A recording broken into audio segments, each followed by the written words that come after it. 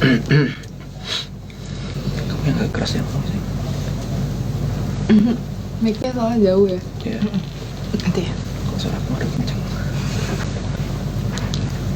Aku dulu deh. Halo semuanya. Selamat bergabung di IG Live bersama dengan Martin Carter dan Rosa Alia. Ocha. Ocha aja ya. Ikan kita nungguin yang join ya. Oke. Buat Bapak Ibu dan teman-teman yang sudah bergabung, bisa sebutkan di kolom chat dari mana saja sudah berasal, biar kami tahu dan kami mengenal. Karena ini IG Live, 1 jam ke depan kita akan bersama-sama untuk kita berbincang-bincang dengan topik Zero to Hero. Dari nol menjadi berhasil, dari nothing menjadi something, dari minus menjadi surplus.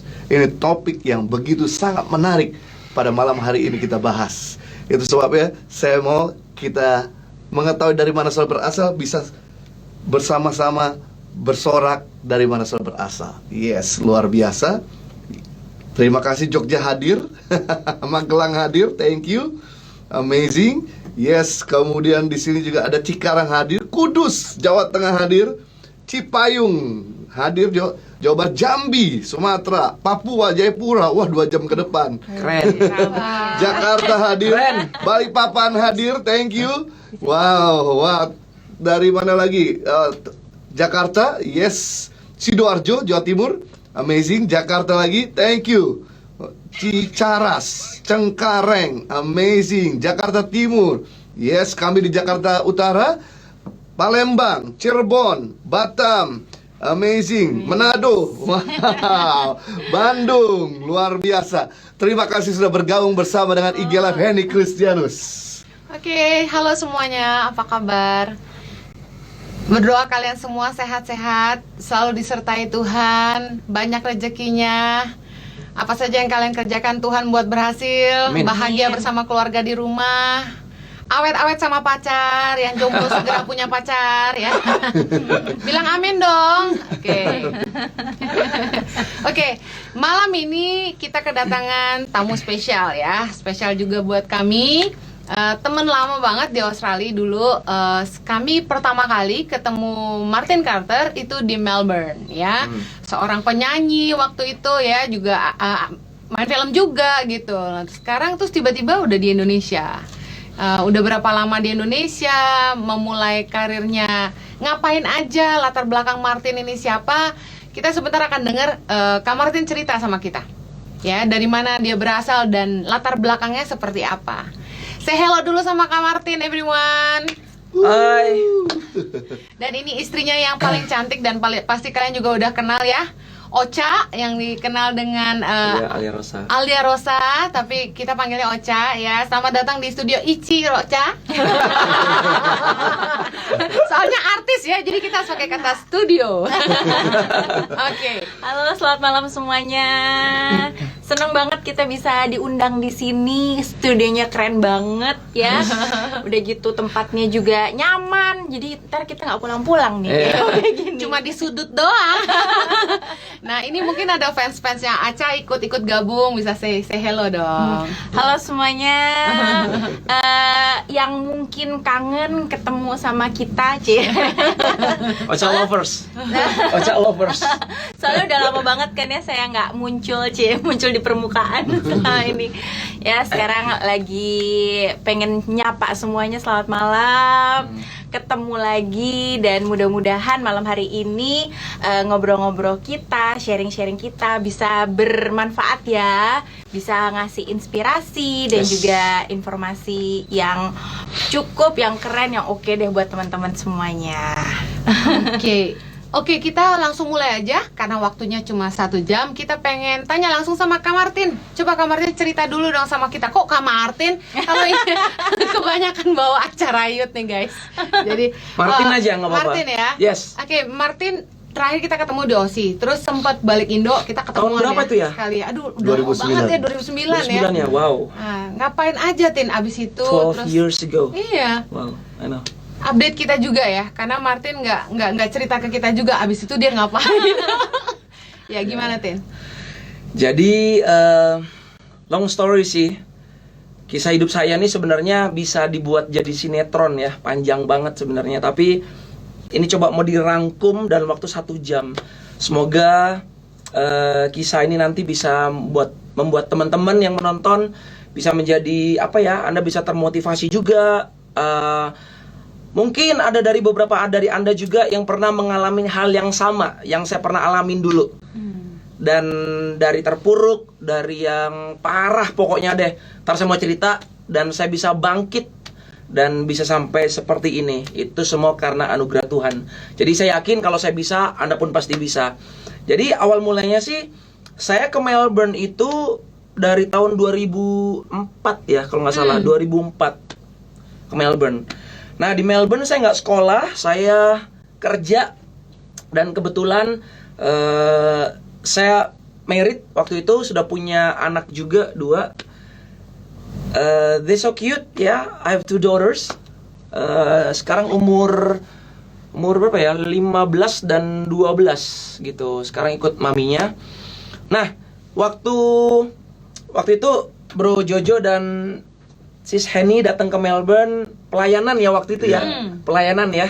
Salah satu Pelayanan mereka datang diundang oleh pastor saya, papa rohani saya, Jonathan Patiasina. Nah, di situ di sekitar tahun itu pernikahan saya tuh lagi hancur-hancurnya. Lagi terpuruk lah intinya lah. Nah, di situ saya butuh Tuhan, ya berharap ya lewat ya saya berharap ada mujizat gitu. Saya tiba-tiba yang tadinya tuh nakal, yang pokoknya ya dibilang nakalnya tuh mungkin kalian mikir, nakalnya apa sih? Kalau kepingin tahu kenakalan saya, 10 perintah Allah itu sudah saya lakuin semua. Udah saya langgar semua.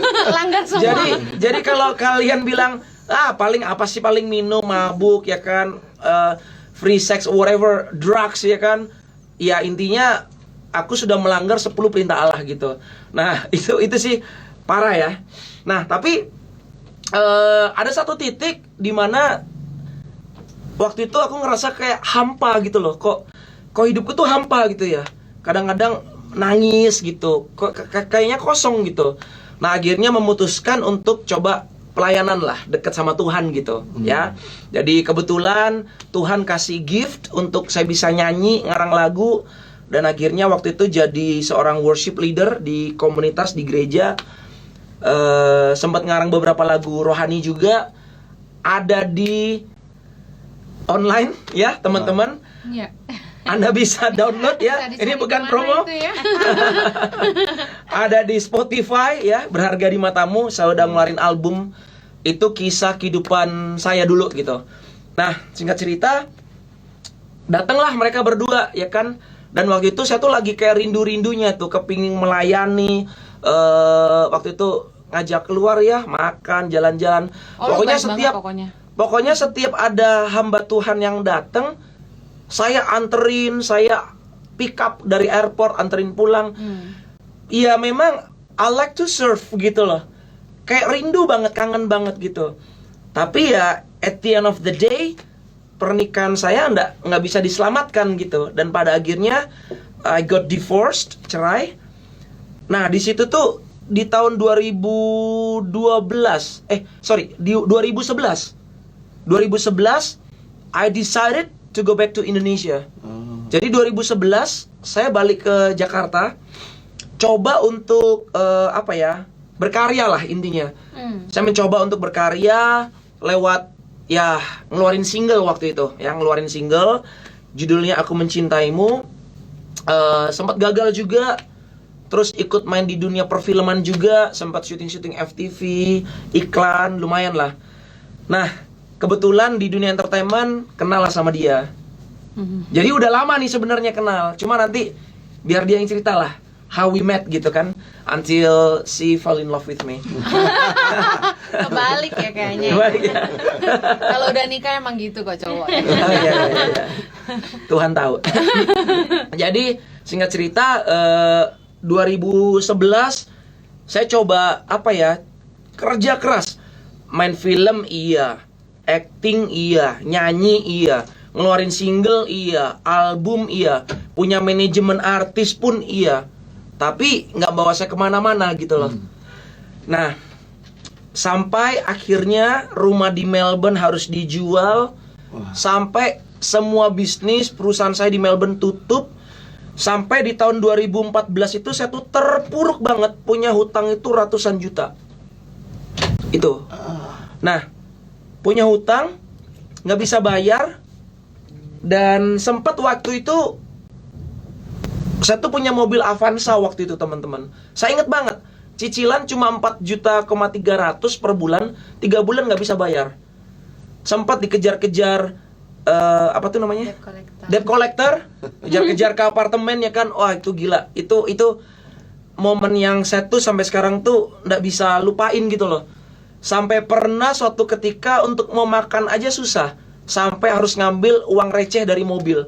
Sampai pada akhirnya bisa beli mie kuah, super mie itu, dan itu bisa buat makan 2 kali pokoknya, karena ada kuahnya kan. Sisa uang 5.000 untuk beli nasi bungkus, kurang 1.000. Masnya bilang gini, "Mas, ini 6.000 harganya." Ya udahlah, enggak apa-apa lah, yang penting 5.000 secukupnya aja deh gitu. Sampai segitunya gitu. Saya bukan tipe orang yang suka nyusahin keluarga gitu. Jadi nggak pernah hutang, nggak pernah melakukan hal-hal yang lainnya. Pokoknya fokus kerja keras. Apa yang buat saya tuh terpukul waktu itu, di sekitar tahun 2014-2015 awal, saya tuh sampai nggak bisa pulang ke Australia, nggak bisa beli tiket untuk ketemu anak-anak saya. Wow.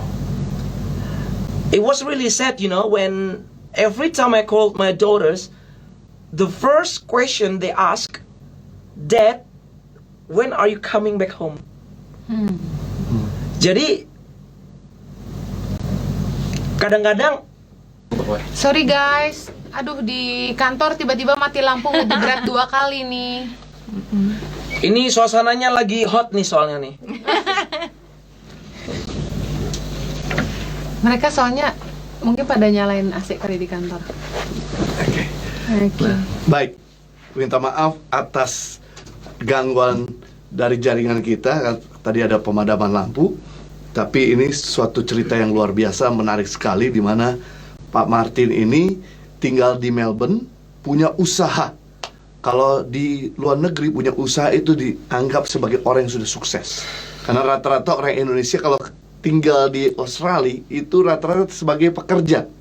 Karena kerja itu sudah rasa cukup, tapi kalau usaha itu harus punya modal yang banyak. Nah, ini menarik sekali, di mana Pak Martin dari seorang entertainment yang berhasil dan kemudian sempat kemudian jatuh dan kemudian dia kembali ke Indonesia sampai untuk membeli nasi saja susah.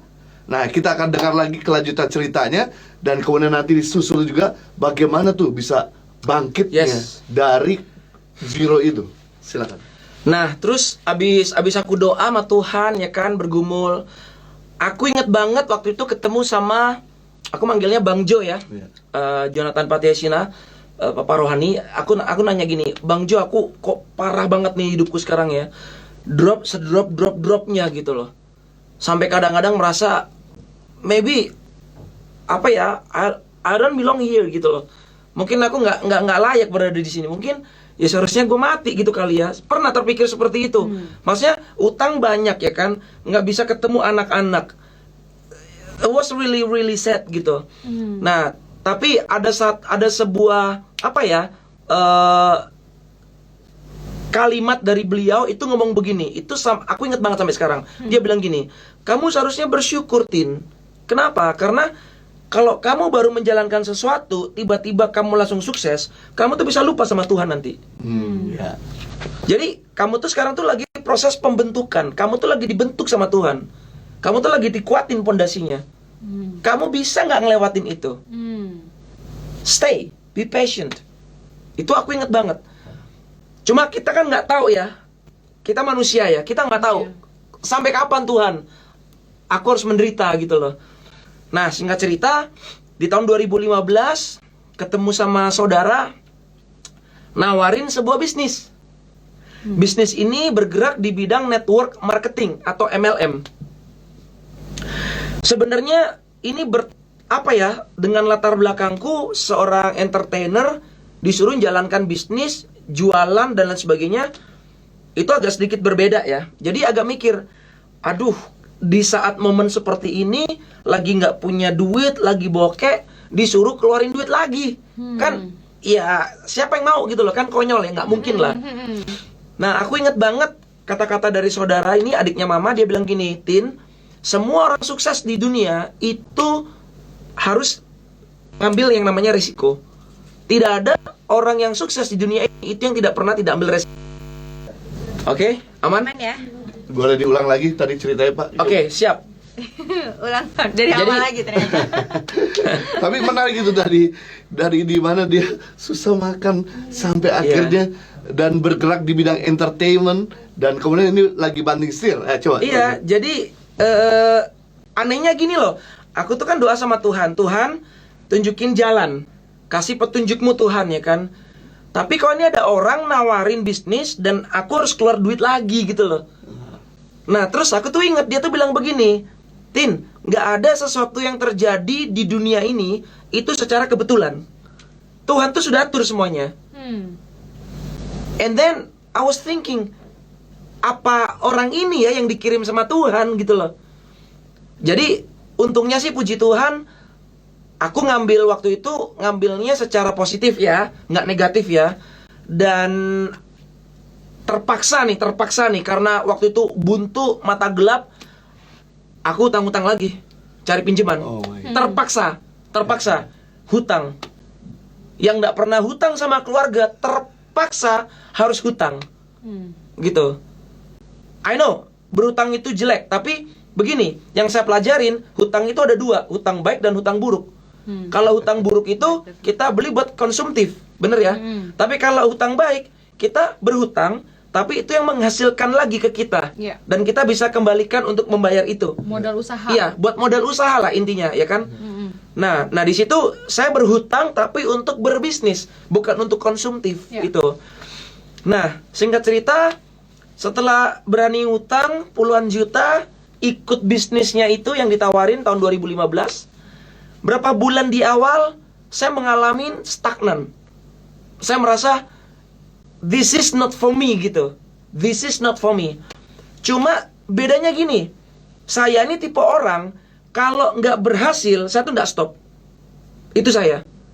Pokoknya, saya tuh percaya gini, nggak ada kata gagal di kamus, nggak ada. Wow. Yang ada itu, lu berhenti duluan.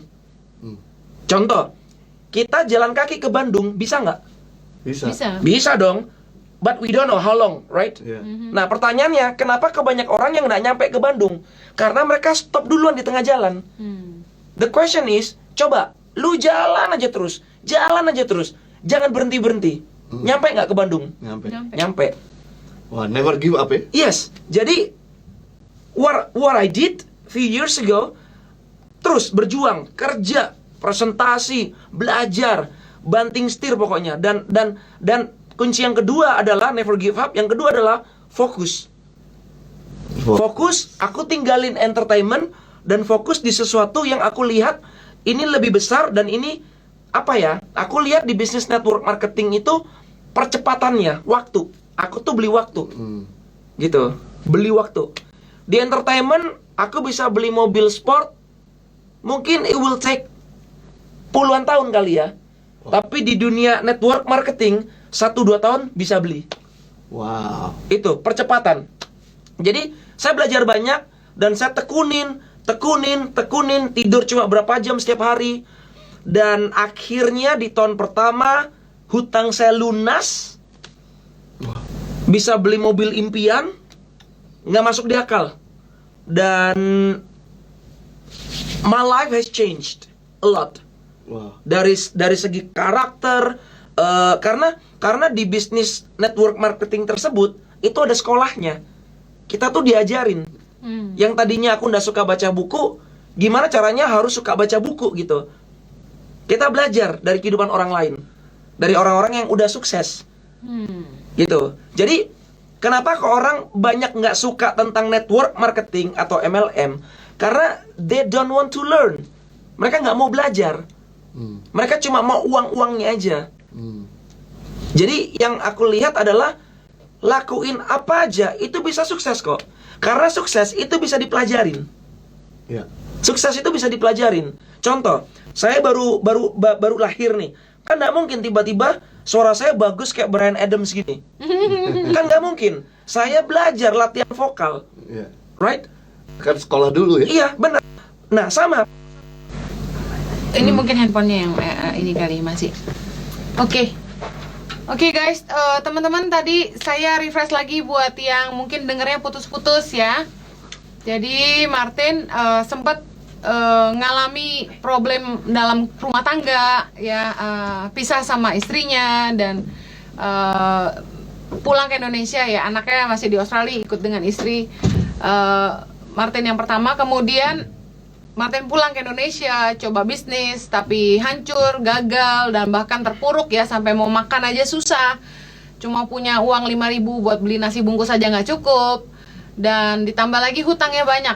Karena untuk coba berbisnis kan di Indonesia ini, orang pasti pinjam uang bank dan sebagainya. Nah tadi ada yang ngomong, supaya saya menjelaskan, hutang boleh atau tidak. Nah, saya pernah khotbah yang lalu tentang hutang, bahwa ada dua macam hutang, good debt and bad debt. Hutang yang baik adalah hutang yang kita pakai sebagai pinjaman modal untuk usaha, yang kemudian akan membuat kita mendapat penghasilan untuk menghidupi hidup kita, dan kita punya kemampuan untuk membayar kembali pinjaman kita. Rata-rata usaha di Indonesia ini meminjam uang bank ya, memang ada pinjaman kredit untuk usaha, kredit modal usaha. Nah itu good debt, pinjaman yang bagus. Karena contoh, Anda jobless, nggak punya kerjaan, pengen jadi ojol misalnya, oleh online Gojek ya misalnya gitu, kan butuh modal tuh beli motor. Nah mungkin nggak punya uangnya gitu loh, cuma punya uang 1,5 juta buat DP. Nah Anda pinjam uang, ambil cicilan kredit motor. Nah itu adalah hutang yang baik, karena ketika Anda jadi ojol, Anda bisa dapat penghasilan, bisa bayar cicilan ke bank, dan bisa menafkahi keluargamu. Itu yang disebut dengan good debt. Bad debt atau utang yang buruk adalah hutang yang membuat kamu habisin saat itu juga, konsumtif, meminjam hanya untuk dihabiskan. Contoh, nggak punya uang untuk sekolahin anak di sekolah yang mahal, tapi maksa pinjam sama teman buat bayarin uang sekolah anak, tapi habis itu nggak bisa bayar kembali karena penghasilan suamimu nggak pernah cukup buat biayain sekolah anakmu di sekolah itu.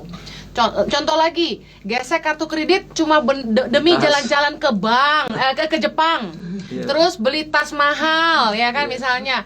Oh ada lagi sekarang misalnya untuk pergi ke Bali gitu kan ya, travel costnya semua gesek-gesek kartu kredit. Abis itu kabur nggak bayar kartu kredit.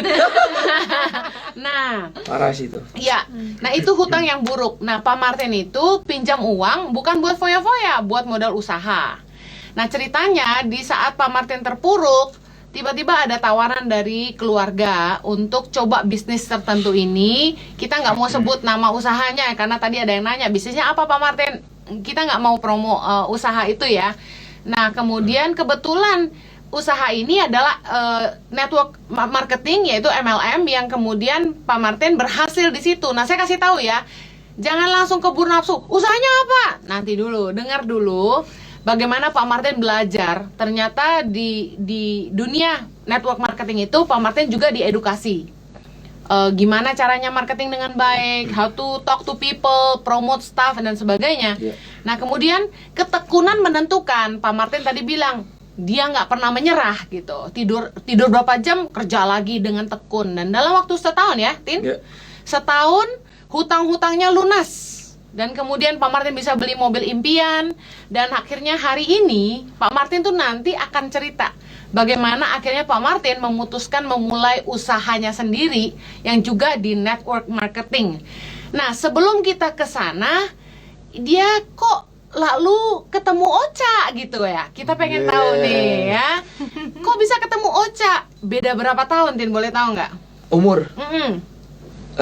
Dia lebih tua 2 tahun. Ah yang bener. Beda 20 tahun. Aku lebih tua 2 tahun dari dia. Ocha kok kayak anak-anak ya? Ya, jadi ketemu di mana, Tin? Kepala 3 nih udah. Baby pace ya. Jadi kita tuh udah kenal lumayan lama ya, tapi nggak deket. Dan jujur sih nggak ada sih. To be honest, she's not really my type.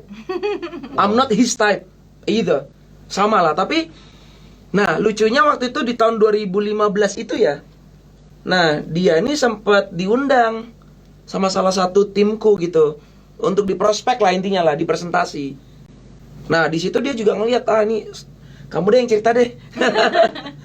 Kok bisa sampai kita ketemu merit gitu, gimana coba? Jadi kalau cerita kita bisa merit tuh juga kadang-kadang kita bingung sendiri sih. Kadang-kadang kalau kita lagi barengan di mobil lagi gitu, terus kita nengok gitu, kok kita bisa merit ya, kok kita bisa nikah ya gitu. Iya ya gitu kan. Jadi kadang-kadang kita juga kadang-kadang pas kita waktu dulu 3 bulan baru nikah, 4 bulan baru nikah, terus tiba-tiba lagi diem gitu kan, terus dia kadang-kadang, kok kamu bisa merit, kita bisa merit sama kamu ya. Kita selalu pertanyaannya selalu seperti itu. Karena kalau dibilang ya bener sih yang dibilang Martin itu, kalau saya ini emang bukan tipenya dia juga.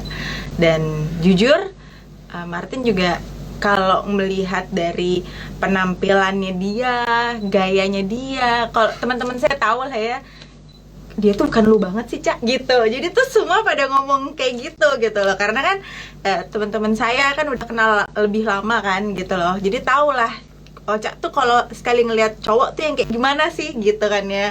Kalau yang kayak gimana tuh ya pasti ada lah kan gaya tipikal kita pasangan gitu. Apapun bisa dijual kalau ada di dia gitu loh. Jadi mau barang mau apa termasuk ya udah talent juga dia jual sama dia gitu.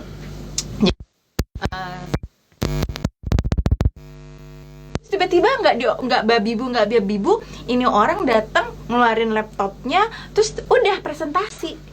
Nah saya bingung, ini apa sih maksudnya orang ini gitu kan ya. Nah termasuk lagi ada Martin juga kan, jadi akhirnya saya kesel dong gitu kan ya.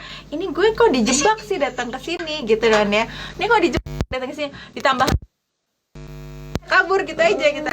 Jadi kayak berasa dijebak. Habis itu udah nextnya ketemu lagi dong sama Martin lagi gitu kan ya. Error Gitu kan ya. Error ya? banyak yang error. Enggak kok, enggak ada suara. Error suaranya.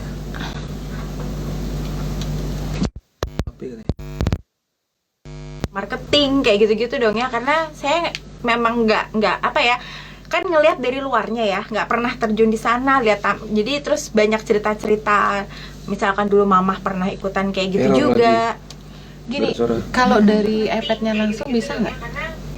Angin. Oh, angin. Bisa? bisa aman ya. Bisa sambil dengerin Cerita nggak bocah di... potong-potong. Ya oke. Udah kedengeran nih suaranya? Belum ada suara, boleh diulang? Ada nih kakak suaranya. Oke.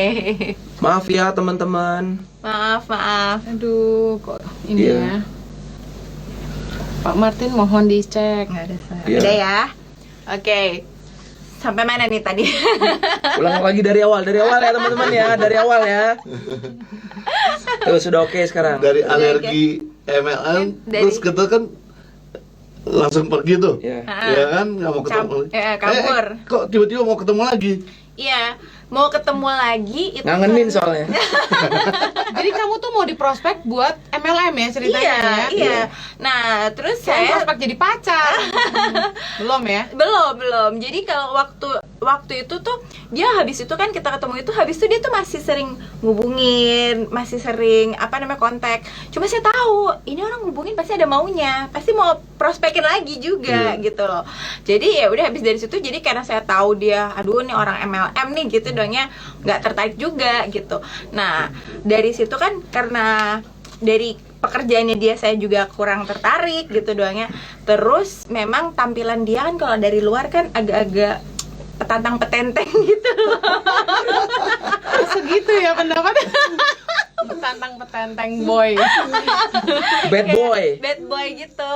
Tapi Jadi kan hatinya baik lembut. kalau dulu jadi jujur kalau dulu SMA gitu suka ngeliat bad boy kan ya. Karena kan kok kayaknya seru gitu, katanya kalau misalkan punya pasangan bad boy itu kayaknya keren gitu kan ya. Cuma kita kalau udah lama-lama kan kalau usia udah beranjak, kita mau yang serius, mau yang itu carinya kan nggak bad boy lagi Iya. gitu. Kayak kata aku, kalau pacaran cari yang tampan, kalau kalau nikah cari yang mapan. Yes. Sedap. Boleh. Iya. Jadi waktu itu ya kalau saya kan maksudnya ngelihat dia karena gayanya begitu kan, aduh ini mah udah pasti kalau pacaran sama dia mah udah pasti sakit hati lah gitu lah ya, udah pasti. Jadi udah nggak tertarik gitu. Dan memang bukan tipikal saya yang sukanya yang petantang petenteng yang kayak gitu kan. Jadi udah lah ya. Jadi berpikirnya kita cuma tahu-tahu kenal-kenal aja lah gitu kalau sama Martin mah. Terus ya dari situ karena dia kan suka lihat tuh Instagram, terus suka komen-komen apa kayak gitu-gitu kan. Nah saya juga kan suka, ya udahlah tanggepin aja lah, temenan-temenan aja gitu. Tadinya mah kita cuma mikir saya sama dia cuma temenan aja, cuma tahu-tahu aja gitu. Jadi kalau misalkan, kalau boleh jujur nih ya, tapi saya udah cerita sih sama dia memang dari awal gitu. Kita tuh ada, kalau perempuan, bener gak sih ya? Apa saya aja atau gimana? Kita perempuan tuh punya tiga tipe laki-laki. Wow. Ini bagus ya. Oke, dengerin nih yang jomblo-jomblo. Cewek itu punya 3 tipe laki-laki. Yang pertama, Satu, tipe yang pertama, ini kalau love at the first sight gitu. Oke. Jadi kalau udah ngeliat, ih ini tipe gue nih. Wah ini maulah gue kalau mau PDKT sama dia. Wah ini maulah kalau misalkan diajak ngobrol, makan malam bareng atau kayak gimana. Ini udah pokoknya bener-bener yang udah nyangkut di hati pertama kali ngeliat gitu. Iya, Kalau kita iya. kan ngeliat kan pasti dari first impression ya Iya, gitu loh. iya, iya. Nah ini adalah tipe pertama. Tipe yang kedua, ini adalah tipe kalau ketemu, ih enak sih ngobrol sama dia, tapi gitu kan ya. Oh orangnya sih nyambung, tapi gitu kan ya.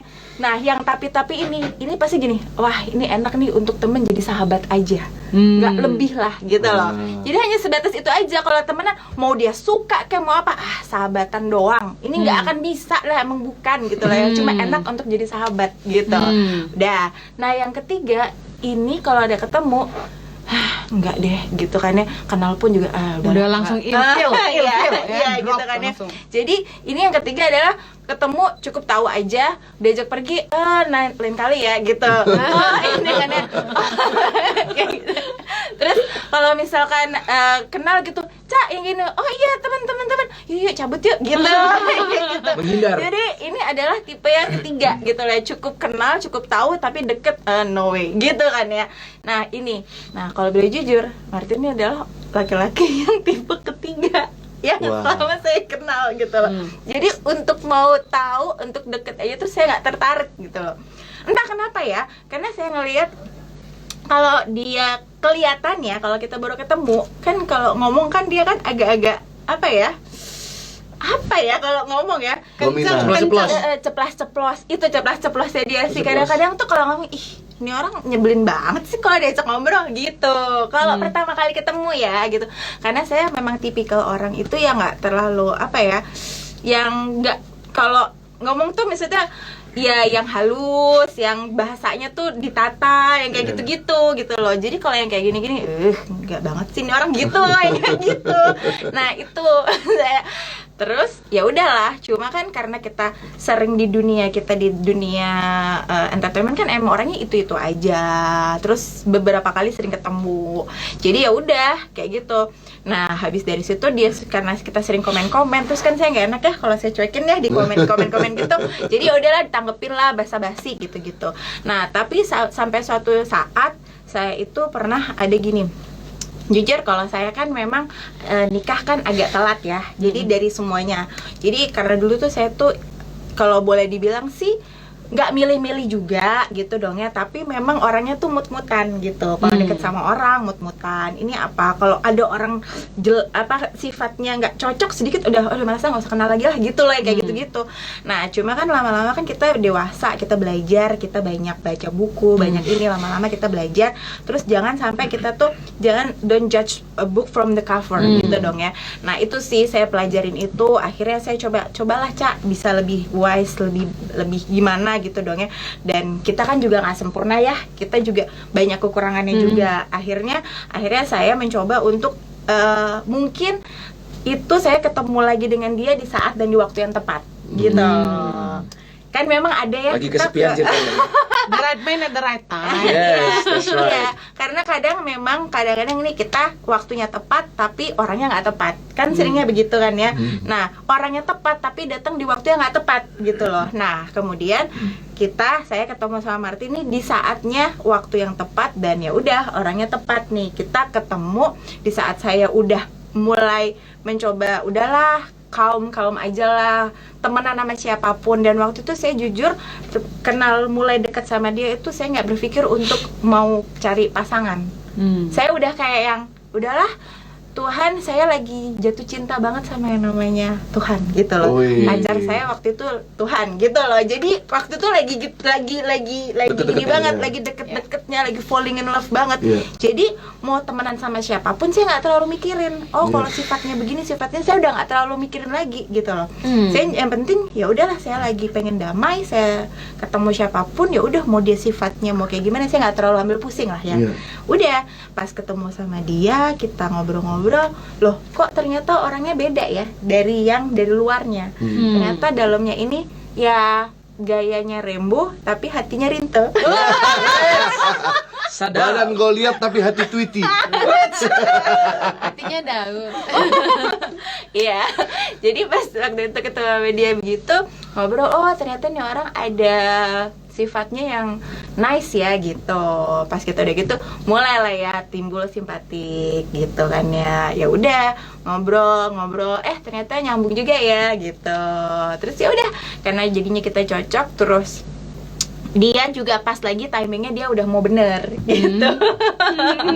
Jadi dia udah timingnya mau bener, kita terus ngobrol-ngobrol, oh ya udah, terus kita mulai deket lah. Akhirnya saya kan juga orangnya kan to the point ya, maksudnya kalau kita deket terus cuma nggak ada tujuan apa-apa, karena kita ya namanya juga bukannya saya karena udah umur harus cepet-cepet nikah ya, harus gitu. Saya nggak terlalu gitu amat sih kalau kemarin ya. Saya cuma udah santai banget. Kan kita perempuan tuh ada timingnya nih ya, di saat umur segini niatnya lagi pengen seriusan nikah gitu, nggak dapet, akhirnya kita udah cuek gitu loh. Nah itu tuh saya udah lagi cuek-cueknya banget. Jadi pas dia lagi kita dekat, terus saya cuma ngomong gini aja, gue tuh orangnya nggak mau gue orang nggak mau buang waktu gitu loh. Jadi kalau memang kita mau serius ya udah serius, tapi kalau enggak ya udah nggak apa-apa. Saya juga nggak pernah gitu, cuma jangan salahin gue ya kalau nanti gue ketemu sama orang atau gue deket sama orang, lo jangan jealous gitu. Gitu, jadi ya terserah gitu kan. Nah akhirnya dia bilang, kalau misalkan kayak gitu ya udah, mau gue juga mau serius kok gitu. Sebenarnya jujur dia itu orangnya nggak mau pacaran tadinya. Jadi kenapa Tin akhirnya memutuskan mau married sama Ocha? Long story sih ya. Jadi aku tuh pernah waktu pisah with my first wife, anakku yang pertama si Rachel itu, dia tuh pernah bilang gini, pokoknya ya dia tuh nggak mau lah pokoknya sampai aku tuh married lagi, intinya gitu. So aku tuh inget banget, dan aku tuh nggak mau break her heart gitu. Nah jadi waktu tahun 2018, jadi tadinya tuh aku cuma berteman aja sama semua cewek gitu, nggak ada mau ada ikatan, nggak mau ada kayak status pacaran, nggak mau pokoknya. Jadi kalau ada cewek yang deket dulu ya, aku cuma bilang gini doang, aku nggak mau pacaran loh ya gitu. Ambil kesannya, mau nggak ini? Ya udah, pokoknya bisa jalan sama kamu. Alright, let's do it gitu. Kayak ya udah, songong banget kayak gitu. Tapi ya memang ya lagi nggak mau aja. Memang aku nggak mau married gitu loh. Dan keluargaku kan ini ya keluarga ya agamawi juga lah ya. Secara agama juga mereka. My mom majelis, ya, my sister dia penginjil juga, keluarga Kristen lah intinya. Jadi they were really hope, maksudnya aku tuh bisa balikan gitu, with my first one gitu tadinya. So tahun 2018 di akhir aku ada sempat undang mereka semua ke Bali. Itu ada di Instagram sih. Jadi aku undang anak-anak, undang my mom, my brother, my sisters, with their kids as well gitu. Nah pernah disettingin waktu itu satu malam aku tuh bisa ngobrol berdua lah sama my ex-wife gitu, ngobrol berdua. Dan anak-anakku tuh udah kayak disettingin, diajak main lah ke tempat lain gitu loh. Ngobrol, mereka berdoa, maksudnya cobalah kamu ngomong gitu. Maksudnya ini kan demi anak-anak juga kan. Siapa tahu dia mau terbuka, dia mau balikan kan. Why not gitu loh. Maksudnya kamu jangan pikirin buat kamu, tapi pikirin buat anak-anak kamu. Mereka masih kecil gitu loh. Jadi aku mau melakukan itu because of my daughters gitu. Ya udah, aku akhirnya memberaniin diri. Aku bilang agak susah sih untuk mau ngomong ya, karena udah nggak ada cinta sih sebenarnya. We separated for almost 10 years. Dan Udah lama gitu. Dan ini menikah dengan orang Australia kalau nggak salah. Yes. Ya, bukan orang Indonesia. Bukan. Dia the real Australian. Iya, jadi my ex like ya bule gitu. Dan apa ya, jadi different culture gitu. Everything is different gitu loh. Jadi we not on the same page gitu loh. Nggak sama lah pemikirannya gitu. Beda adat, beda budaya dan lain sebagainya. Singkat cerita, akhirnya aku memberanikan diri. Ya terutama sih minum dulu lah ya, kasih mabok dulu dikit biar ini ngomongnya keluarnya lancar kan. Waktu itu ngomong, akhirnya dia nangkep dan dia bilang gini, aku nganggep kamu tuh udah kayak temen sih, udah kayak saudara, udah nggak ada rasa ini lagi sih gitu. Dan akhirnya aku bilang gini, kenapa aku nanya ini ke kamu? Karena aku butuh kejelasan gitu. Karena aku nggak mau aku married with someone else, I'm dating someone else, terus anak-anak kita, anak-anakku jealous gitu loh. Kan mereka juga cewek ya, mereka punya perasaan lah gitu loh. Nah, aku cuma nggak mau menyakiti perasaan mereka. Itu aja sih, that's the point. Akhirnya dia bilang, aku pernah ngomong sama anak-anak kemarin, mereka oke kok. Kamu married lagi, kamu punya kehidupan baru lagi, that's okay. Dulu mereka bilang iya, nggak mau, karena mereka masih kecil. Sekarang mereka udah gede, they okay with that. Ya udah, dan dia ngizinin, dia support juga. Maksudnya, I support you. Go find someone else. Nah, dari situ akhirnya aku mikir, ya udah, baru mulai kebuka nih. Oke, siapa ya? Udah mulai kepikir, I don't wanna play around anymore gitu. Aku cuma mau serius gitu. Maksudnya udah capek gitu loh. Ya, bertobat lah ya. Iya, capek gonta-ganti pasangan kan. Maksudnya ayo mau sampai kapan hidup kayak gini terus gitu. Akhirnya ya udah, sejak ada keputusan itu from my ex-wife, baru aku berani. Jadi istrimu yang pertama dulu tuh nggak mau balik lagi lah intinya ya. Nggak Dia mau. nggak mau kan? Iya. Oke, dia nggak mau. Udah bener-bener yang, mutusin, iya udah we best friends lah gitu. Yang minta divorce juga dia ya kalau nggak salah Iya. ya. Oke. Yes. Jadi guys, karena nih banyak yang protes nih ya. Jadi sebenarnya kita nggak planning nih mau ngobrol sampai sejauh ini ya. Jadi ternyata banyak yang protes nih karena mereka tahu aku tuh cukup keras dalam khotbahku bahwa aku tuh nggak setuju perceraian gitu ya. Bahwa kalau secara Alkitab kalau orang udah cerai nggak boleh nikah lagi gitu. Nah, jadi teman-teman mesti ngerti bahwa kejadiannya gini, Pak Martin ini dicerai istrinya gitu ya. Dan istrinya udah ditunggu 10 tahun nggak mau balik gitu loh. Nah, yang namanya laki-laki kalau nggak tahan bertarak, kata firman Tuhan, yang lebih baik dia nikah daripada dia jatuh dalam dosa. Daripada dia yang tadi seperti diceritakan dengan sejujurnya gitu ya, bahwa dia akhirnya jadi ganti-ganti pasangan. Ya yang namanya orang udah dewasa ya, daripada hidup gak dalam kekudusan, lebih baik dia nikah. Nah, apakah lalu itu dosa? Saya mau ingetin ya, jangan punya mentalitas menghakimi yuk. Kita di sini, di bumi ini, kita bukan hakimnya.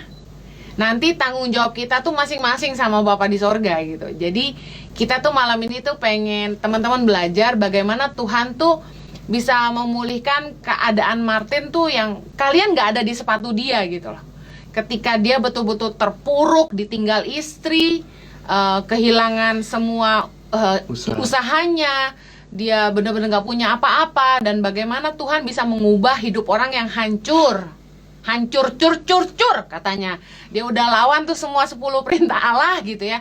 Lalu hari ini Martin sungguh-sungguh dengan Tuhan, hidupnya dipulihkan, Tuhan gantikan dengan istri yang jauh lebih cantik dan baik gitu kan. Dan dipercaya Tuhan dengan usaha yang hari ini jadi berkat buat banyak orang, bahkan untuk pelayanan Tangan Pengharapan, Pak Martin juga ambil bagian. Jadi kita ngundang Martin, sahabat kita ini, soalnya kita tahu bahwa banyak followers, subscribers yang juga anak-anak muda yang mungkin juga ada di sepatu Martin gitu, bahwa masih ada harapan buat kalian gitu, asalkan kalian mau bangkit dan sungguh-sungguh di dalam Tuhan gitu.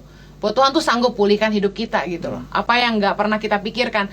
Gue rasa hari ini Martin juga nggak kepikir ya bisa ada hari ini, bener nggak, Tin? Yes. Waktu terakhir kali lu makan nasi bungkus 5.000 itu, yang kurang 1.000 itu, pasti nggak kepikir ada hari ini, ya kan? Coba the lowest point of your life itu apa yang lu paling belajar? At the lowest point of your life waktu itu, apa yang lu belajar? Aku tuh dikasih pelajaran begini sama Tuhan. Aku dulu orangnya sombong banget. Dari Australia datang ke Indonesia, party. Dunia artis gitu ya? Ketemu orang kasih 50.000, 100.000. I'm serious. Sombong, banyak duit gitu. Kos-kosan dulu pertama kali di Jakarta Selatan itu 6,5 juta. Kos ya? Kos. Satu kamar kos. Wow. Di Ampera Raya. Ingat banget waktu itu.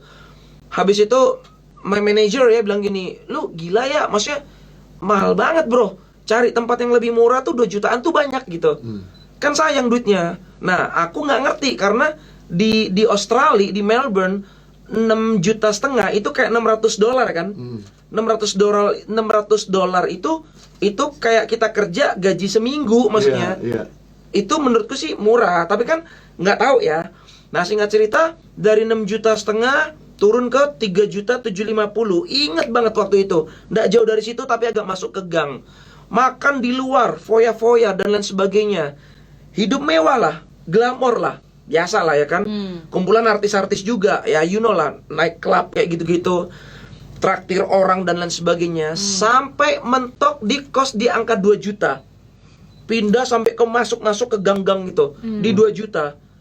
Dari yang gak pernah masak, tiba-tiba di kos-kosan itu penuh dengan minyak goreng, bawang merah, bawang putih, telur, indomie goreng, beli kulkas kecil, dan masak sendiri. Nah, dulu tuh inget banget. Pokoknya, pernah satu ketika, kita kalau di Jakarta ya, kan kalau di Australia gak ada tukang parkir ya. Di Jakarta kan banyak tuh tukang parkir. Dulu tukang parkir mah gampang lah, kita kasih uang kan, receh lah ya. Pernah waktu itu satu momen lagi bokeh, nggak punya duit nih, syuting dibayarnya kan lama kalau syuting kan. Nah ini pengalaman juga lah. Kita syuting hari ini itu dibayarnya 2 bulan lagi, 3 bulan lagi. Jadi nggak langsung bos. Nah di situ aku mikir, wah ini parah nih gitu.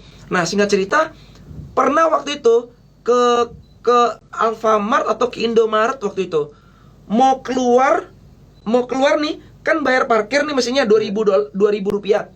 Aku tuh nggak ada duit sama sekali. Tahu nggak apa yang aku lakuin? Aku diem di dalam mobil, aku starter dan nunggu sampai tukang parkirnya itu jauh banget. Sampai jauh, aku berbus lari. Karena menghindar. Wow. Nah, di situ aku belajar apa? Tuhan itu ngasih pelajaran gini, lu jangan sombong, lu hargai uang kecil. Yes. Itu aku belajar. Dan sampai sekarang jadi ini sampai sekarang sih aku bawa. Karena aku dulu tahu susah untuk makan. Sekarang makanan ndak enak pun aku makan. Dan aku harus habiskan itu. Aku sangat menghargai. Ini kalau makan ndak habis, aku yang habisin. Kalau nggak aku marah-marah, aku maki-maki. Kamu nggak ngabisin loh, kamu nggak menghargai. Banyak orang di luar sana nggak bisa makan loh. Habisin. Karena menghargai gitu. Jadi makanan, uang kecil. Nah dari situ kita tuh belajar. Benar kata my mentor ya, Bang Jo, semua itu butuh proses, Tin. Beruntung lu itu mulai dari bawah. Ketika lu dari bawah mulainya, itu lama sekali untuk menuju ke atas. Percayaku, ketika kamu sampai di atas, itu turunnya tuh lama. Tapi kalau kamu dari bawah langsung nyampe di atas, cepat ya maksudnya ya, nggak melewatin proses. Kamu tuh turunnya gampang lagi. Dengan cepat kamu akan turun lagi. Bukti udah banyak. Jadi aku belajar beberapa tahun ini bener-bener digenjot sama Tuhan, dibentuk karakternya semuanya. Dan ketika aku mikir gini, kok bisa ya aku bangun sebuah perusahaan sekarang? Dan aku tahu bahwa Tuhan itu sudah persiapkan dari kemarin-kemarin. Cuma aku belum siap. Nah ketika aku udah siap, Tuhan bilang, nih, take it. Wow, ini menarik sekali bahwa orang sombong mendahului kehancuran, sedang orang rendah hati mendahului kehormatan. Nah, kenapa Tuhan tidak langsung izinkan kita itu ada di atas? Sebab kalau kita udah di atas, ternyata kita jadi sombong, akibatnya kita jadi perusak bagi yang lain. Kita melukai banyak orang lain. Itu sebabnya sebelum seseorang itu dipromosikan oleh Tuhan, dibentuk dulu, diproses dulu. Dan proses itu banyak sekali yang nggak mau, banyak sekali yang memberontak. Tapi puji Tuhan, hari ini kita belajar Pak Martin mau dibentuk dan diproses sampai dari bawah dan mempelajari hal-hal kecil sekalipun, supaya ketika dia di atas, dia tetap menghargai hal-hal kecil. Ini menarik sekali. Amsal 13 ayat 11 bilang, harta yang cepat diperoleh akan berkurang, tetapi siapa mengumpulkan sedikit demi sedikit menjadi kaya. Nah, Martin hari ini ceritanya udah jadi kaya. Amin. Nah, Amin. kita pengen dengar kesaksian Martin. Bisnis apa sih sekarang, bisa cerita nggak? Karena bisnisnya ini gini loh, jujur ya, aku tuh ya paling anti sama multi level marketing, paling anti sama network marketing lah, MLM lah, apa namanya tuh tadi bahasa Indonesianya, bisnis jaringan lah, pokoknya aku tuh paling anti. Begitu dideketin sama orang buat bisnis MLM, aku tuh langsung yang zet. Soalnya pernah Kak Jojo khotbah di satu kota, wah dia kan yang nemenin makan, tawarin Kak Jojo tuh bisnis MLM ya. Jadi uang persembahan kasih dari khotbah dibeliin produknya itu, pulang nggak bawa duit bos, gitu kan. Namanya kita makan cuma dari khotbah. Nah, jadi sempet aduh MLM lagi gitu kan. Nah, tiba-tiba Martin tuh datang ke kita juga cerita gitu ya bisnisnya ini. Nah, tapi datang dengan niat baik. Ingat gak tadi di awal tuh Kak Martin cerita, Martin cerita ya, kebiasaan ngomong Kak Martin.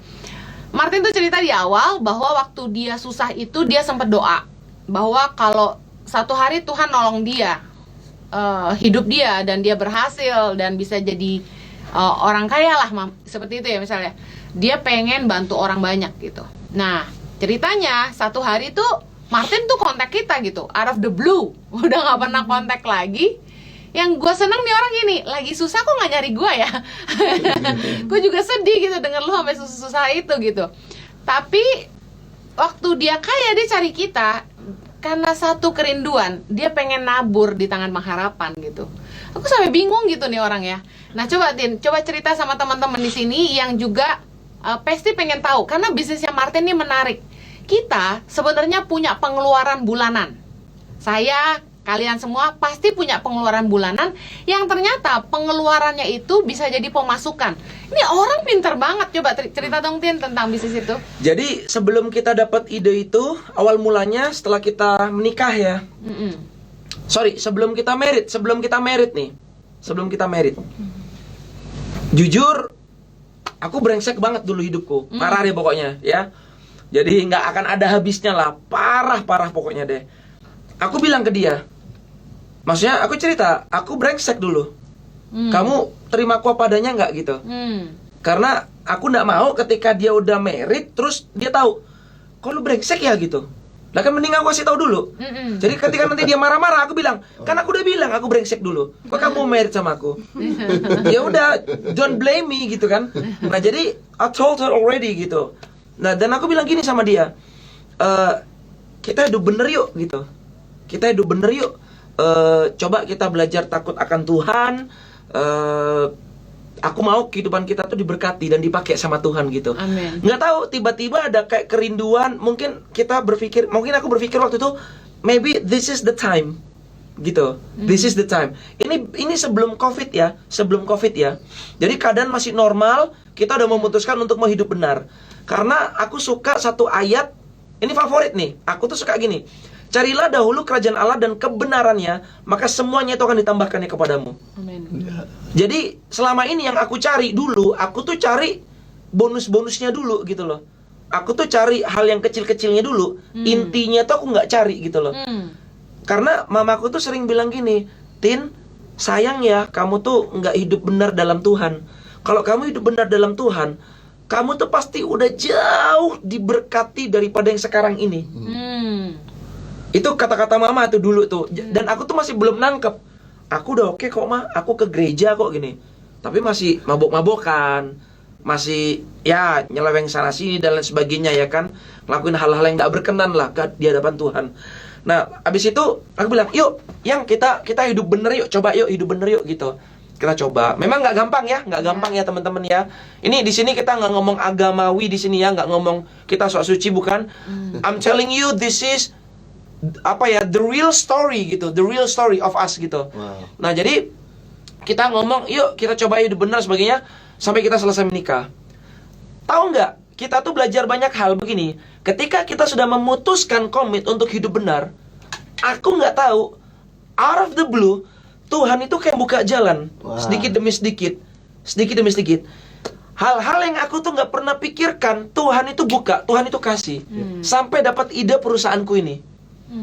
Jadi aku tuh dapat idenya begini. Ketika aku masih aktif di perusahaan yang sebelumnya, aku ketemu orang dan sebagainya. Ada Roh Kudus mungkin ya, itu kayak ngomong keras banget, kenceng banget. Aku tuh inget ngomongnya tuh gini, kenapa lu nggak buka sendiri, tapi cari produk yang bisa dipakai oleh semua orang? Tuhan kasih hikmat gitu ya. Bingung kan? Apa yang dipakai semua orang ya? Yang dibutuhkan semua orang. Iya, yang dipakai dan dibutuhkan oleh semua orang. Wah. Itu yang pertama. Udah kan? Terus waktu itu, jadi aku waktu itu kan jadi pembicara sudah kan, udah bisa dibilang jadi motivator, dikirim ke beberapa kota untuk ngisi seminar dan lain sebagainya. Waktu itu setelah kita married, aku diundang ke Sorong ya, ke Papua ya. Diundang ke sana, ketemu orang-orang di sana, itu ada lagi kenceng banget. Kamu kenapa kok nggak buka sendiri, tapi cari produk yang bisa dipakai dan dibutuhkan semua orang? 2 kali. Nah, ketiga kalinya lagi di jalan nih, lagi di jalan, mikir begini. Ini udah balik ya dari Papua ya. Tuhan, sambil di jalan nyetir, ngobrol sama Tuhan. Tuhan, apa ya? Aku kalau mau buka sendiri, aku tuh nggak mau jual sesuatu yang ada di luaran. Sekarang kan kalau kita ngomong perusahaan network marketing atau MLM, itu kan kebanyakan kan obat-obatan, kesehatan, ya kan? Banyak ke situ lah, kosmetik dan lain sebagainya. Nah, aku tuh nggak mau jadi follower gitu loh. Aku tuh mau jadi pionirnya. Trendsetter. But what? Apa? Nggak dapat idenya. Terus mikir kan, apa ya? Baju, pakaian, ya nggak semuanya. Aku udah punya kaos bagus, ya udah cukup lah. Nggak bakal orang beli terus-terusan kan. Obat-obatan kesehatan, nggak juga sih, karena aku nggak begitu suka minum vitamin. Gitu loh. Bukan suatu keharusan. Apa ya Tuhan, apa ya? Suddenly, ini tiba-tiba muncul dari kepala tuh gede banget. Internet. Asik. Wow. Jadi, aku hebat nggak? Enggak. Kok kamu bisa sukses, punya perusahaan, omset puluhan miliar? I'm not the best. Tapi, my God is the best. Tuhan is the best. Yeah.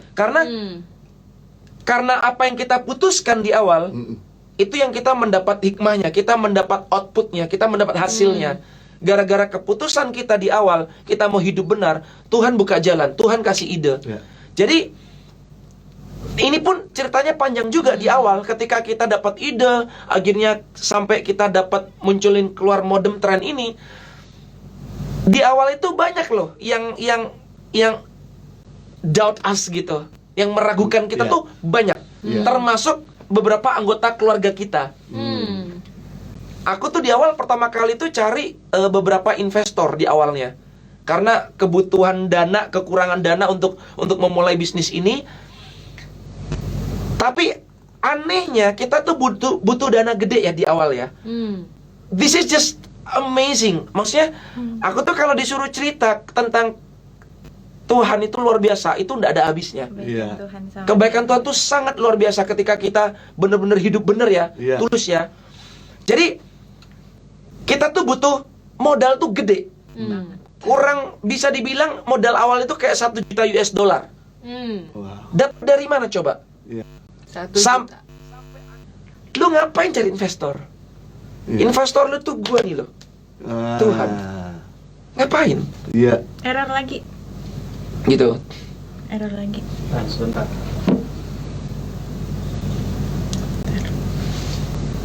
Diganti tukar. Sama-sama. Betul. Oke. Aman. Oke, udah aman? Cek. Udah aman? Oke. Nah, jadi balik lagi ya, maksudnya Tuhan bilang, aku loh investormu gitu. Ngapain kamu cari-cari investor?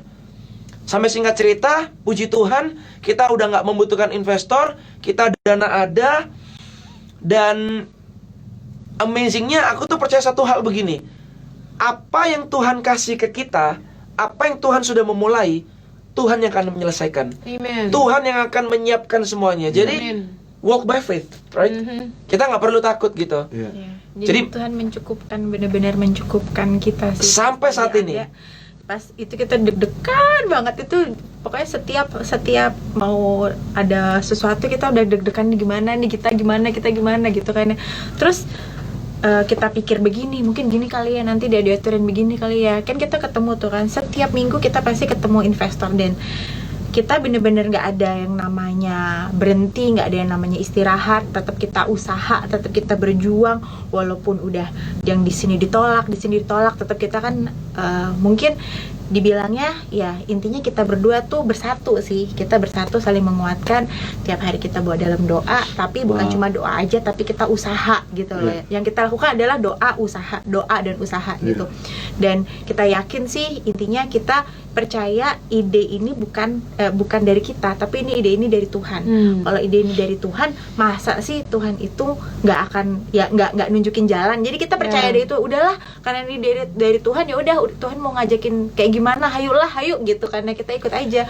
Ya. Makanya tiap hari kita usaha terus sampai akhirnya kok bisa gitu loh. Jadi itu sih menurut kita ya bener-bener, wah ini sih kuasa Tuhan deh, ini emang bener dahsyat Ya. sih, Tuhan tuh emang luar biasa, mukjizat banget semuanya gitu. Kalau dari Tuhan pasti ada penyediaan Tuhan, pasti dibukakan jalan. Yes. Itu udah pasti. Setuju.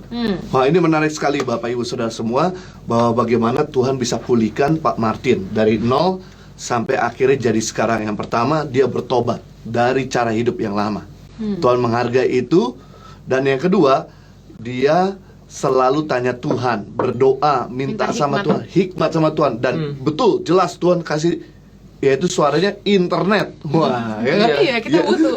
Ya kan, internetnya. Yang ketiga, dia mulai melakukan inovasi. Ya, artinya internet kan banyak, semua jaringan banyak nih, ya kan. Tapi apa yang sesuatu yang baru, lakukan inovasi. Kenapa? Inovasi adalah alat untuk kita keluar sama krisis. Inovasi adalah alat di mana kita bisa bebas dari krisis. Ini hal yang luar biasa sekali. Dan yang keempat, dia mulai melangkah dengan iman. Nah, sekarang mungkin bisa Henny lanjutkan lagi. Ya, jarang ya ada orang yang mulai usaha itu mikirnya kayak Martin gitu, nggak mau ngikutin yang udah ada. Ini pemikiran yang red ocean banget gitu, yang jarang dicari orang. Terus gimana Tin? Apakah terus usaha itu langsung zut gampang banget meskipun ini dari Tuhan, atau ada tantangannya juga? Coba share buat kita. Tantangannya sih banyak banget ya. Jadi kita tuh menyiapkan ini itu 1 tahun lebih. Preparation Dari secara Thank you, guys. legalitas, izin, produk, terus pabrik, terus kerjasama dengan provider-provider, banyak hal lah intinya lah. Membangun sistem jaringannya juga, sistem MLM-nya, banyak hal lah intinya lah. Tapi satu hal yang kita suka ya, yang kita bersyukur apa? Meskipun mungkin banyak orang yang mengecam, nggak suka atau gimana ya, tapi visi misi kita adalah kita ada bukan cuma memberikan solusi untuk orang itu bisa berinternet tanpa batas, tanpa blank spot ya, tapi kita bisa memberikan solusi dalam finansial mereka. Karena begini, saya dulu orang yang nggak mampu nih, nggak punya apa-apa, ya, terpuruk punya hutang ratusan juta, gara-gara saya join bisnis MLM loh. Yang tadinya saya tuh anti negatif. Tapi ketika ditanya, lu tahu nggak sih MLM itu apa? Enggak. Lalu nggak tahu ngapain lu anti? Iya juga sih ya. Banyak nggak yang kayak gitu? Banyak. Cari-cari orang kan. Guys, bisnis apa yang nggak cari orang? Ada bisnis nggak cari orang? Cari setan? Nggak ada kan? Semua bisnis cari orang. Aku di entertainment cari siapa? Cari orang kan? Cari PH. Production house, cari klien, cari talent untuk kita jual, tawarin dan sebagainya. Every business they looking for people, right? Bisnis apa yang nggak cari orang? TV cari penonton. Betul. Iya, kita IG live butuh penonton. Orang kan? Apa hantu, tuyul? Itu. Nah, nah dari situlah saya belajar dan saya melihat pokoknya saya mau ini bisnis tren ini harus bisa benar-benar menjadi berkat bagi banyak orang. Khususnya untuk negara kita ya, Indonesia. Dan lucunya begini, kan di masa pandemi ini kan banyak bisnis perusahaan yang gulung tikar nih. Banyak yang bangkrut ya kan. Pertanyaannya tuh banyak yang nanya gini ke saya, kok bisa ya di masa pandemi kamu buka usaha gitu loh. Bukan usaha kecil-kecilan, tapi perusahaanmu tuh gede loh. Gitu. Nilainya itu udah memiliki omset udah puluhan miliar, itu gede gitu. Kok bisa ya gitu loh. Nah, kenapa kok bisa? Karena ini bukan dari kita, teman-teman, tapi dari Tuhan. Apa yang buat manusia itu mungkin gak masuk di akal, tapi buat Tuhan semuanya masuk di akal. Oke, Itu. ini ada yang udah jawab ya. Bisnisnya apa, Pak Martin? MLM-nya apa? Tren, langsung banyak yang jawab nih. Bisnisnya tren, semua tren. Nah, oke guys, tren itu apa sih? Tren itu ini loh, saya juga pakai. Jadi tuh saya tuh kalau traveling kemana-mana ya, jaringan tuh suka jelek dan sangat berpengaruh ke pelayanan. Nah, ini harusnya tadi IG Live pakai tren, tapi baterai saya habis coy. Jadi Pakai ini aja, pakai. tadi harusnya pakai tren ini biar nggak mati-mati. Nah, tadi listrik juga mati ya. Nah, di kantor tuh internet nggak bagus, makanya saya pakai tren. Jadi kalau kemana-mana HP saya konekin ke tren. Nah, sejauh saya pakai ini keren banget sih. Signalnya bagus gitu. Dan bisa jadi power bank juga. Nah, Tin ini sambil lalu aja nih karena banyak yang nanya bisnisnya apa. Coba Martin bisa cerita dikit tentang ini tren. Jadi tren ini adalah modem internet, modem multifungsi. Dia ini canggih teman-teman. Dia nggak pakai SIM card, tapi dia bisa mencari jaringan signal 4G terbaik dimanapun Anda berada. Jadi misalkan contoh nih, di Kelapa Gading saat ini paling bagus Telkomsel signalnya. Modem ini dia akan connect ke Telkomsel. Nah, ketika saya pulang ke Pejaten, itu XL yang bagus. Dia akan pindah ke XL.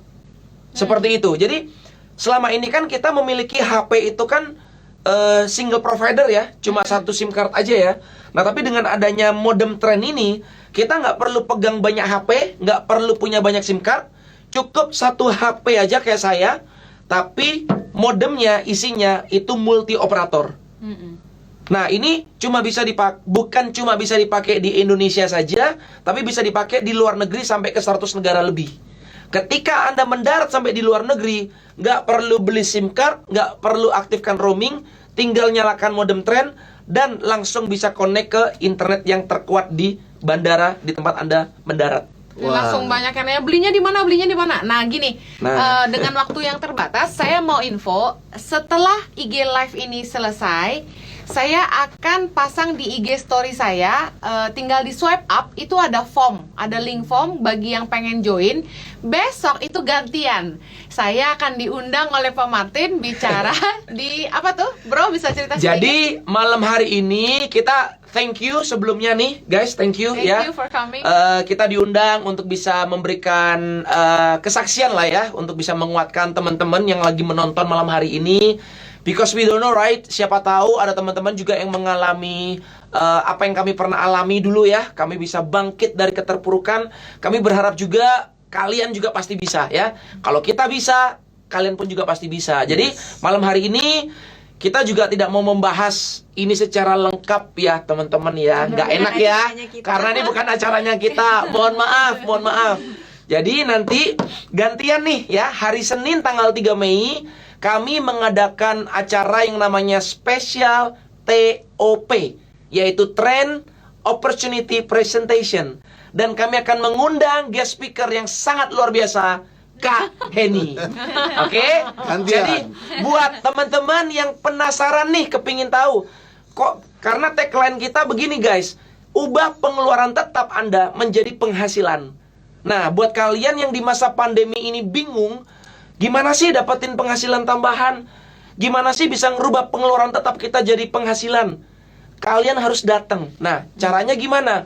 Anda bisa swipe up setelah ini di IG-nya Kak Heni, Yes. ya, untuk bisa mengisi form dan mendaftar, dan nanti ada admin yang akan mengirimkan linknya untuk tanggal 3 hari Senin malam, Oke. ya. Senin malam itu seminar itu acaranya free atau berbayar? Itu acaranya free. Wow. Special for you guys, ya. Nah, buat teman-teman yang diundang pada malam hari ini, ada pengundangnya ya sendiri ya, mungkin dari mitra usaha Tren. Kalian bisa tanya ke pengundang Anda, ya, Bapak Ibu, untuk mendapatkan linknya, oke?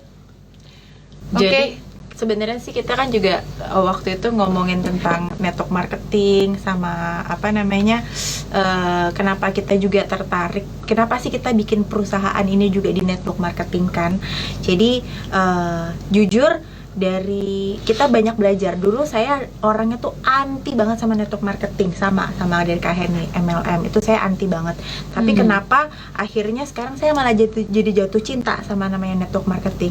Karena ternyata network marketing itu setelah kita dalamin itu tuh cara bisnis atau pekerjaan yang kita itu kerja pintar namanya di sana gitu loh. Work smart. Iya, kerja pintar. Dan yang kedua di situ tuh kita ini kalau mau filsafatnya ya, atau falsafahnya dalam bekerja ini bagus banget. Kalau kita mau sukses, kita harus mensukseskan orang lain dulu. Yeah. Itu Agar golden kita rule. bisa. Betul. Firman Tuhan berkata, apa saja yang orang ingin lakukan kepadamu, perlakukan terlebih dahulu kepada mereka. Yes. Betul. Nah, ini nih dilakukan, dan ini benar-benar dijalankan di network marketing itu sendiri. Tapi memang kalau yang network marketing yang benar ya, nah di luaran itu memang ada yang menggunakan sistem jaringan ini nih dengan bisnis yang salah. Seperti ada ya mungkin dengan bukan MLM tapi dia bentuknya kayak MLM, itu namanya kayak money game. Nah itu tuh memang bisnis yang nggak benar gitu loh. Dimana memang kalau ada bedanya dengan MLM dengan network marketing yang MLM yang benar dengan yang bukan ya, dengan yang sembarangan itu kalau bisa dibilang itu adalah dengan sistem yang money game itu apa bahasa namanya? Ponzi namanya. Nah, kalau Ponzi itu jadi mereka itu kalau orang yang masuk duluan itu diuntungkan lah, yang bawah-bawah tuh nggak akan bisa yang bawah-bawah tuh yang nggak akan bisa nyalip yang atas gitu loh. Itu yang Ponzi. Kalau di network marketing yang benar atau di bisnis jaringan yang benar, orang itu walaupun dia terlambat masuknya, tapi dia itu bisa lebih berhasil asalkan memang yang ini kerjanya tuh yang memang lebih ngotot daripada yang duluan atas gitu loh. Jadi ya seperti itulah network marketing. Jadi yang bawah pun yang baru masuk, kalau dia memang kerjanya dia lebih ngotot, dia pasti bisa lebih sukses daripada yang lama-lama.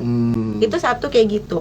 Yang kedua, bisnis network marketing yang benar itu harus ada produknya. Betul. Memang yang kita pikirkan itu adalah yang penting legal dulu di Indonesia. Yang penting kita harus ada ngikutin semua peraturan yang ada di Indonesia. Bahkan sampai pajak pun kita nggak mau macam-macam juga. Karena ya balik lagi ya, kita mau benar ya, kita mau bisnis jangka panjang gitu loh. Nah dari situ akhirnya pun saya juga ngelihat kan, kalau nih misalkan waktu saya di entertainment dulu, saya tuh sempet juga ditanya-tanya kan sama teman-teman di DM kan ya, kok Kak Ocha kapan nih syuting lagi, kapan nih gitu. Ya jujur saat ini karena kita lagi ngebangun bisnis ini, ngebangun perusahaan ini, kan kita punya tanggung jawab sendiri ya sama orang-orang di luar sana ya, sama member-member kita ya. Ya jadi saya mau fokus di sini dulu nih, bantuin suami saya dulu juga. Nah di situ juga saya tuh ngelihat, kalau dulu saya di entertainment, saya tuh fokusnya ke diri saya. Saya mau sukses, ya udah saya syuting sebagus-bagusnya, saya cari judul yang bagus, saya bener-bener ya semuanya saya sendiri bisa saya lakukan gitu loh. Tapi kalau orang lain ya saya nggak akan mungkin kan mau bantuin gini deh. Waktu saya syuting nggak mungkin dong saya bantuin orang nih biar dia ini bisa terkenal. Nah, nanti saya bilangin, ayo sini, siapa yang mau saya bantu? Nanti saya akan bikin kamu terkenal. Kalau kamu udah terkenal, saya pasti ikutan terkenal. Kan nggak mungkin kayak gitu kan ya? Itu kan di syuting kan nggak mungkin kejadian hal seperti itu kan ya. Nah, sama kan kalau misalkan nih orang di bisnis yang lain kan juga kayak gitu kan ya. Ayo, kamu mesti beli mobilnya dia. Kalau dia kaya, nanti saya ikutan kaya. Kan nggak mungkin kayak gitu. Padahal saya bisnisnya beda sama dia. Kalau ini jual mobil, yang ini beda-beda kan ya.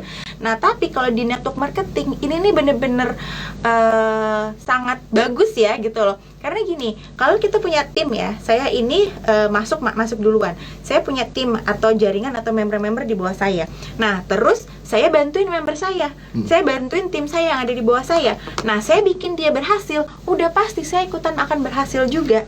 Gitu loh. Nah, itu bagusnya di network marketing itu. Kita bikin sukses orang di bawah kita, secara tidak langsung dan secara langsung juga kita langsung ikutan naik juga gitu loh. Betul. Jadi semakin banyak orang yang kita bantu, semakin juga kita berhasil gitu loh.